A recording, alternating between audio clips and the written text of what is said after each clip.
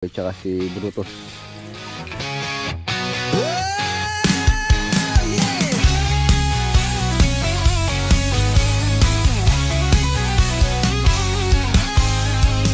Kada araw may simula, may plano sa kamay. Lakad sa seat kahit tirik ang araw, ulan ang sabay. Regs Love Construction, to ang aming daan. Bawat hollow block, bawat bakal may kwento't laman. Hindi lang ito trabaho, to'y pangarap na buo. Kada buhos ng semento may pangakong totoo. Sa bawat pakot martilyo, tibay ng loob ang dala namin dito. Regs Love, kwento ng konstruksyon, puso't pawis, tunay na misyon. Ganyan kalaki lang po yung kasarapan sa dalag pagka sa Ilihaw. Pa-relocate ni Kuya kasi yung elevation nitong bahay na to from the road doon, yung elevation. Tapos hanggang doon yung kanyang pinak. Ang tagal mo daw. Drone shot mula sa taas, progress na mabilis. Kada floor kita mo na, di lang basta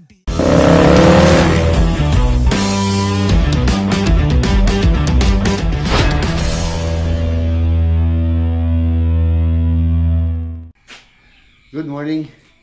Mga boss, sa kahapon hindi po tayo nakaalis, meron po akong inasikaso. So, yes. Update tayo dito sa mga closet na ongoing pa rin. Ayan, dito si Doc Will sa Olonga po, si Doc Will. Ayan, marami-rami pa po yung ina-assemble dito, pero yung iba na na-deliver na doon. Ito, tapos na rin to, ipipinis na lang po yan. Tapos meron pang isa doon, ng isang gabi in overtime ko, nilagyan ko po ng ilaw yun. Si Lolo Boy, bago dating lang. Si Lolo Boy ang kanyang big bike. Ha? Kasama ko pala sila Poy Poy tsaka si Brutus. Brutus yan. Ang dadala kami ng ano, ng ulam. Yung dalag na ano, na binili ko. Ito tawag na salkala.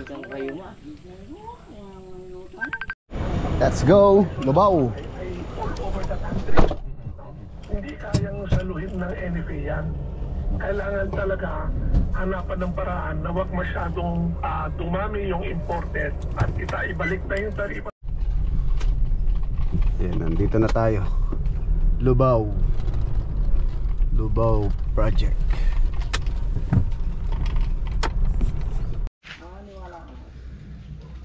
Ayan na mga boss, Lubao Project. Ito naman po yung pinaporma nila. May canopy din po ito, kumukha doon sa may harapan. Itong kanyang service gate, tapos yan yung kanyang pinaka main gate. Ayan, tapos ititrim lang po namin itong mangga. Ayan, natabas na pala yung isang sanga rito yun. Yung mga nakalaylay, ititrim natin para all the way through yung sasakyan dyan. Wala palang power ngayon. Walang power ngayon na anong oras may ka-power? May warante? Alas 7 hanggang alas 5. Alas 4, 7 to 4. Ayan, meron din po siya canopy dyan. Parang sa may harapan din. Saka yun, meron din yun, canopy. Alas parehas po yung design nya. Pero mas maganda yung sa harapan.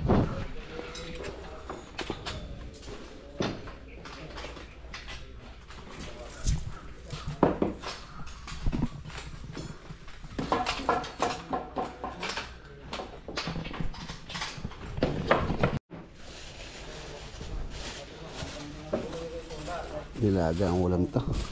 Repolyo, pechay, sili. Nilagang sinigang na tilapia. Ay, mamaya tanghali ng ulam. Nilagang baka. Ito panggabi to. Atay balon-balonan. Asan yung baka mo? Nakatali pa. Nakasama na. Nakatali pa. Nilagang baka. Halos same lang naman kasi yung price ng baka tsaka baboy. Minsan nga mas mura pa po yung baka. So ito yung baka nila, oh. Ayos. Nilagang baka.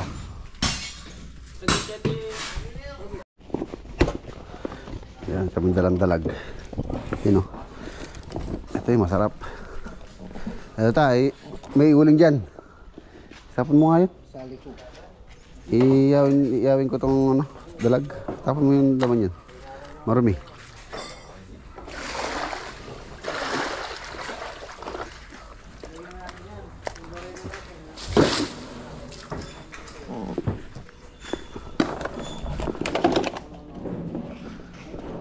Diba?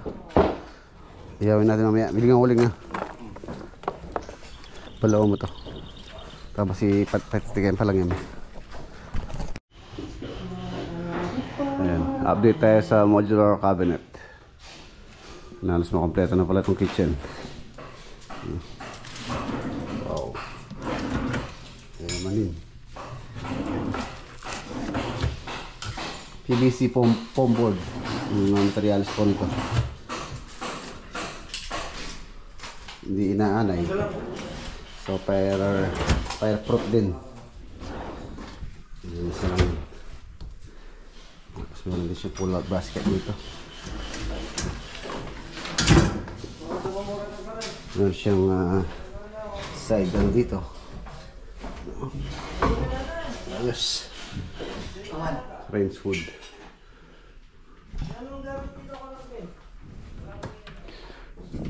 Ganda. Yayamanin. Oh, di ba? Ayos.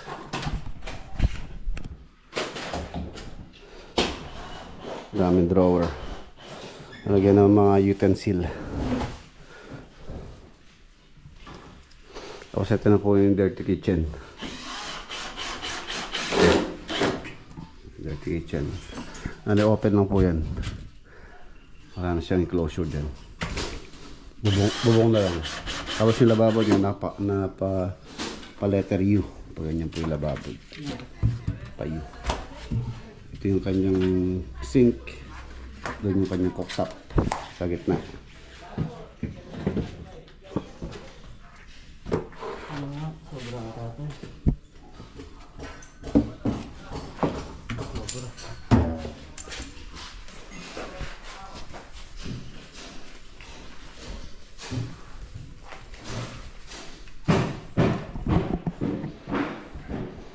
Medyo mabusisi pong install din dahil napakaselan nitong mga modular oven na ito. Walaan 0-0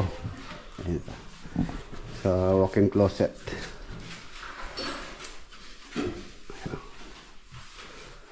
Buksan yung bintana dyan para may hangin na pumasok. Walang power. May kon na po. May na pala, no? Oo nga pala. Oo. I-repair muna yan eh. Nailagay na po yung security grills. I-repair pa po kasi ito, kaya kasama ko si Poy Poy. Ilalagyan ng butas dito para ma-access itong kanyang handle. Oo, di buksan yan. I-repair pa yan eh, para ma-access po yung handle niya. Kasi yung pong screen nito is swing. So yung grills na ginawa namin is fix. Yan ang pinag-usapan lang namin yung owner na lagyan ng dito. Lagyan siya ng butas para ma-access yung kanyang pinaka bukasan. Yung lock. May isang kamil sa ulo mo.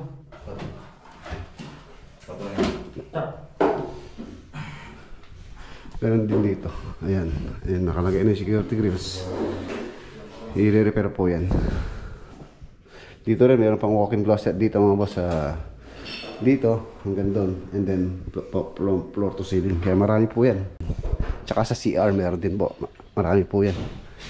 So, baka magtatlong balik pa sila paring for deliveries ng mga modular cabinet. Ganon din dito sa powder room. Meron din po rito. Meron din dyan. Ayan, ito na yung kanyang mga sliding gate. Sliding security grill. Sell na lang to, lock na lang.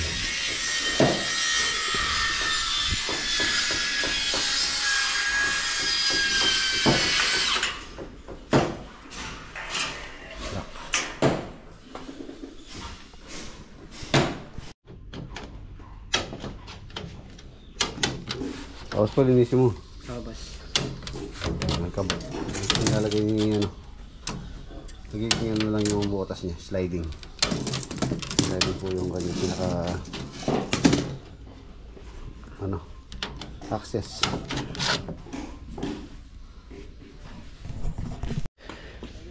Walang power. Buti mga boss, meron tayong mga tools tulad nito. Tulad itong Inco. Shoutout sa Inco. Baka naman. Meron tayong mga cordless na tools. So matagal po ito. Ayan, full charge pa. Meron pang isang battery na reserva to. So no problem. Ayan. Meron din tayong mga hand drill na ano, cordless. And every site po meron po tayong mga power tools na nandito, lalo na yung mga cordless, mas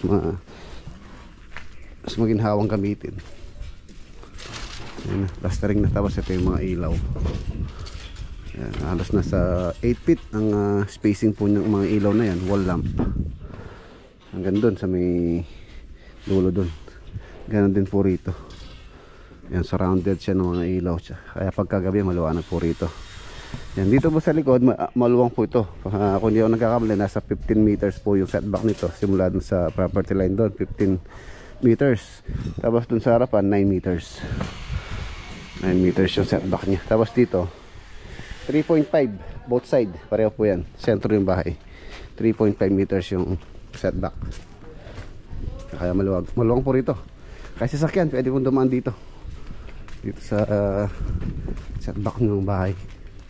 Tapos ito na yung bako dito sa may harapan. Halos nakaporma na. So ayan, piniprepare na rin po yung pinaka driveway doon. For concreting na rin to. Ayan na siya, oh. Ayan po yung pinaka slope niya.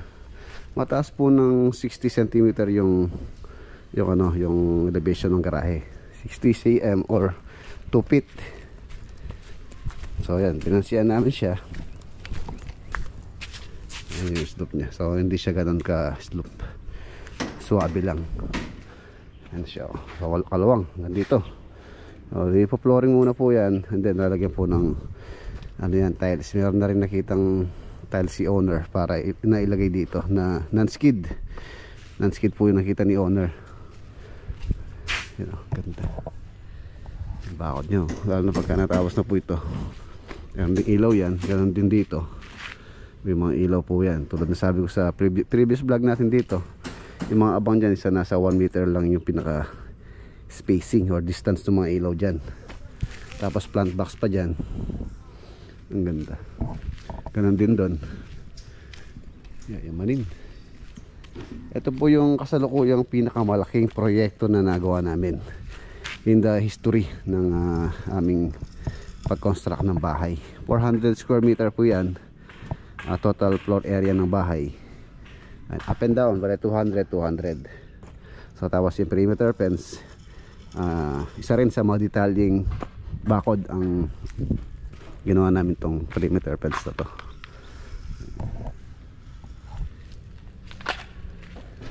Ganda niya. Napakalinis tingnan. Napakalinis po niyan tingnan. Hindi siya nakakasawang tingnan yung bahay.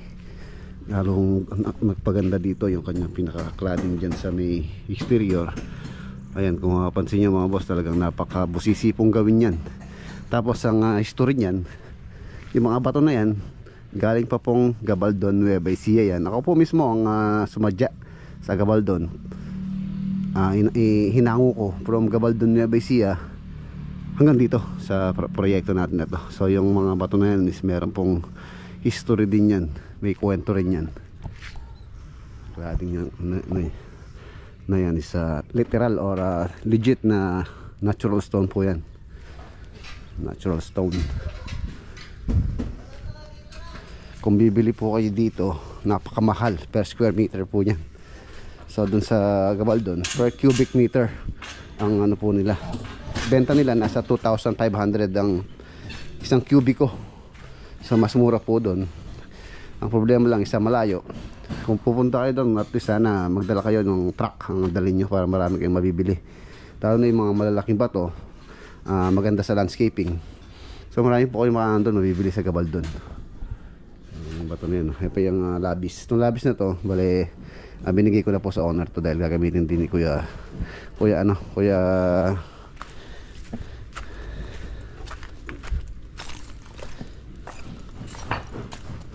Ed. Ayan, si Kuya Ed. Gagamitin dito po niya pagka nagpa-landscape sila sa magagamit ngayon. Mahilig din po siyang mag-DIY si Kuya Ed. Ayan. Medyo lumilinis na yung area. Lalo na pagka natapos po ito na pinturahan and then landscape na dyan. Ang ganda. 9 meters simula po dun sa property line. 9 meters po yung setback nito sa may harapan. Alas just break time muna.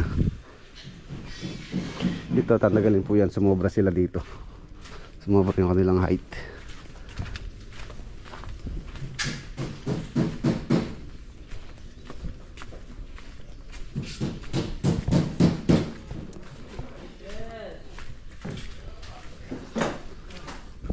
Dito na pag natanggal tong barracks na ito, mas maluwang po rito. In the future may balak pong magpatayo ng bahay kubo dito si owner, si area na yan, bahay kubo. And then dito pool, swimming pool. In the future pa po yan, hindi pa po ngayon. Kapag tapos na tayo, papalinis na itong area na to. And then backfill, kailangan pumatambak to. Yung po kasing elevation nitong sa likod, mababa po siya kumpara doon. Yung 8 feet ang nataas po ng na yun, yung bakod dun sa likod, ay sa likod, sa harapan na yun, ay talong 8 feet. Halos mataas siya ng siguro mga 30 to 40 cm yung ng lote. Ang baba sa likod. Oy, merenda mo na. Ano seli mo ta? Ano binili mo merenda? Hotdog. Ito na lang suli ko sa 1,000. 500 nga yun. 500 lang ba? Merenda.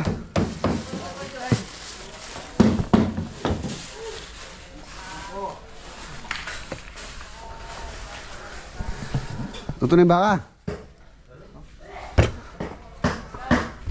Mamaya bubble gum yung mamaya. Kung wala kang ipid, di mo mamunguya. Mamaya nga lasing ko pala lambot yan.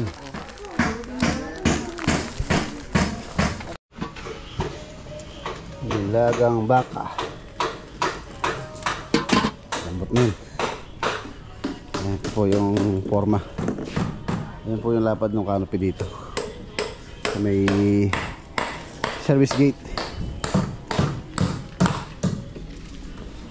Yun o.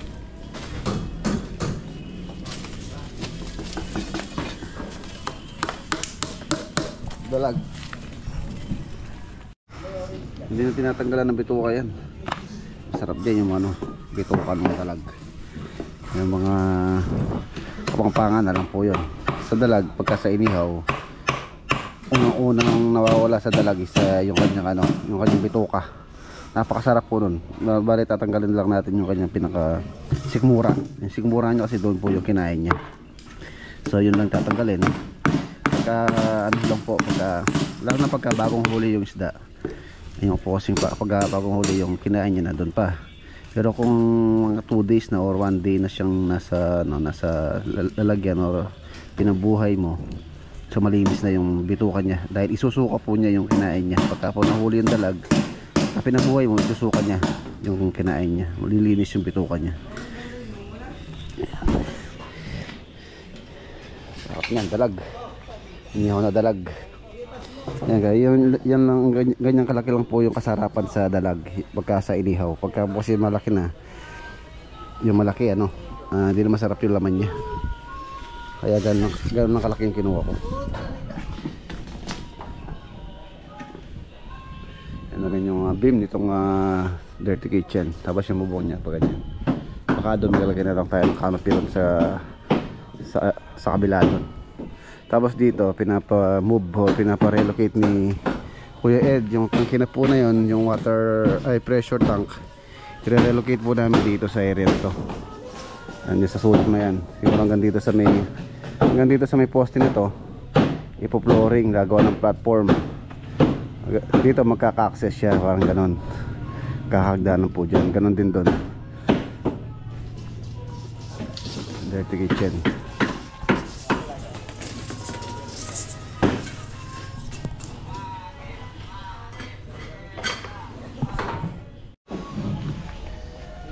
Nihaw na dalagi, ang sarap.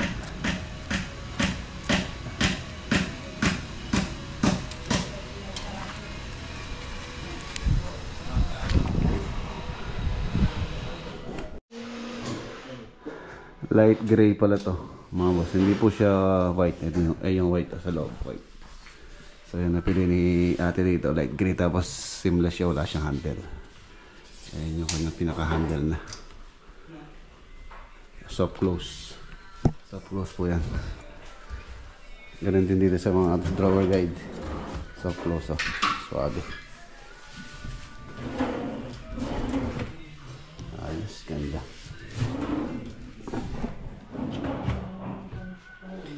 Bali din nilaminate po nila ng ano to, Formica. Yung kasing board na to, talagang kulay lang po niyan, isa white. Ayan. Ganon din to, ha, gloss. Laminate po yan. Yan, ganito lang yung ano, yung walang laminate na board. Ano lang siya, matte. Ayan. Tapos dinikitan pa ng ano, Formica para maging yan, tulad ng kulay nito, light gray.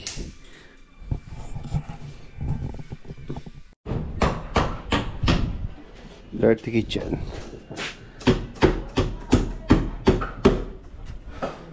Tapos meron siyang hagdanan po rito. 1 meter po yung elevation nitong bahay na to from the road doon, yung elevation niya. Elevated pala siya. So ayan, malamang yung lupa rito, malamang alos kapantay lang po nung bababa lang ng konti doon sa may garahe. Ayan, hindi makaka-step siya rito.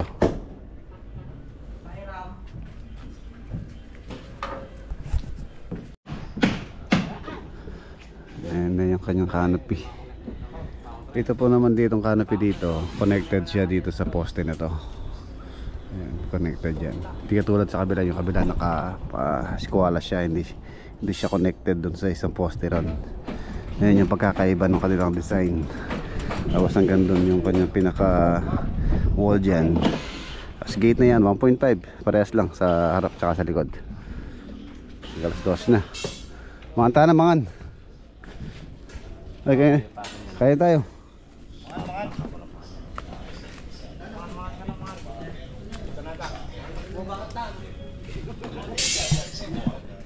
Oh, pogi oh. Sa inyo ng dalawa. Kumakain kang dalag. Kaya tayo. Nasa yung asawa mo? Ba, hindi pa luto yung ulam nyo? Tagal maluto ng kanin. Mamamatay yung ano. Hindi mo nasalang dun oh. Luto na ba yung kanin nyo? Mas 12 na. Poy. Poy, usay.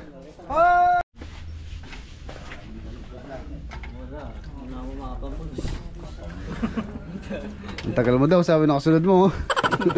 Tatakal lang. Bato na yun eh. Dito tayo. Walang tubig, walang power. Tayo sa dalag. Ayan, ito po yung plano nitong bakod. Ayan po yung mga ilaw. Alas 1 meter lang ang spacing, tapos meron ng ilaw dito sa service gate. Then. Sa tapat po ng plant box.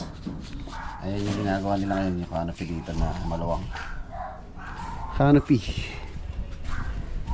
Silipin natin. Tapos yung sarapan na ano lang yun, for finishing na yun. Yun na.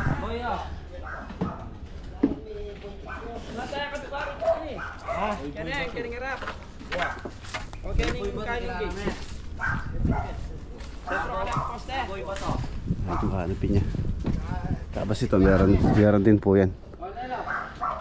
50 cm simula dun sa may wall ng bakod. 50 kung saan dun pa lang yung pinaka moon. Hindi po kami lumabas sa sidewalk.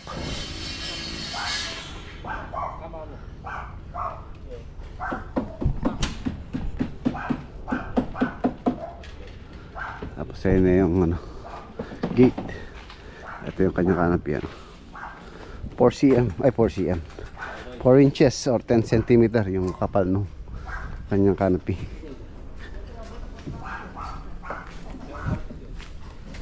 Yan, tapos silipin natin yung sa may likuran.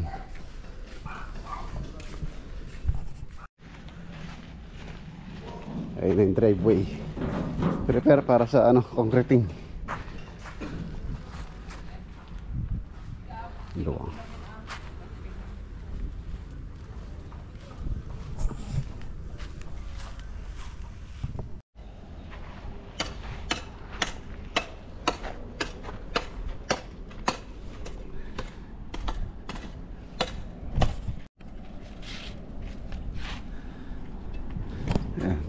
Plant box pa po rito. Plant box katapat nitong canopy. Ayan. Yung sa likod halos ka-level po nito. Kaya lang yun nga nung lupa doon isa mababa. Kaya doon medyo mataas na doon.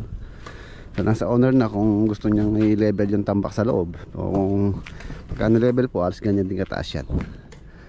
8 feet simula dito sa kalsada yung ano niyan, yung height niyan. 2.4 meters.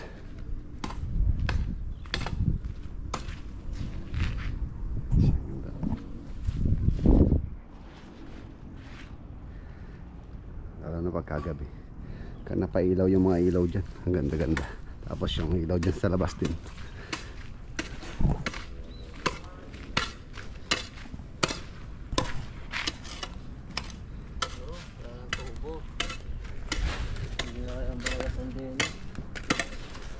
Ay, tata. Ayun na yung mga ilaw. Medyo nahuli yung ilaw. Yung abang. Okay lang naman yun. Ang dali lang naman sinsilin. Muhimi mo. Ay, mga boss, okay na to. Bakalan na lang nila. And then yung mga wiring. So baka bukas nila mabuhusan to. Tsaka yun dun. Wala pong kuryente. Wala silang tubig. Yung kasing tubig nila dito is submersible pump. So ayun, okay na yung kanyang canopy. Ayun, napakataas niya dito. Siguro dito nasa nasa 2.6 or 2.7 meters na yan. Pero yun dun sa may harapan 2.4 lang po. 2.4 lang po yun. Ayun, kung magpapatambak si owner dyan, so magkaka ramp up siya dyan. Rampa yun sa sidewalk. So ayun, okay na po eh. Tapos na. Check ko lang, tingnan ko lang, silipin lang po natin yung mga ni-repair ni Poy Poy na screen. And then uwi na rin tayo. Meron pa po kung kailangan nasikasuin or bilhin para sa modern bahay kubo, para maabutan ko pang bukas yun. Tapos dito ongoing pa yung bata ni paring Mac. Ito lalagyan ko pa ng mga boss ng stair nosing.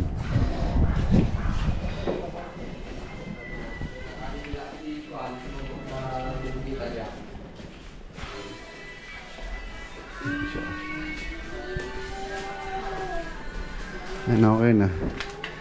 Ayan ang swing post ito pataas. Ayan yung kanyang hinges. Tanagyan namin siya ng sliding para ma-access yung lock. Okay na. Problem solved. Sliding lock. Okay na. Ayan pa. May access yung mga lock. Ito na yung kanyang security grills. Naglilinis yung mga Pimac Lagondilla para sa mga closet ay cabinet.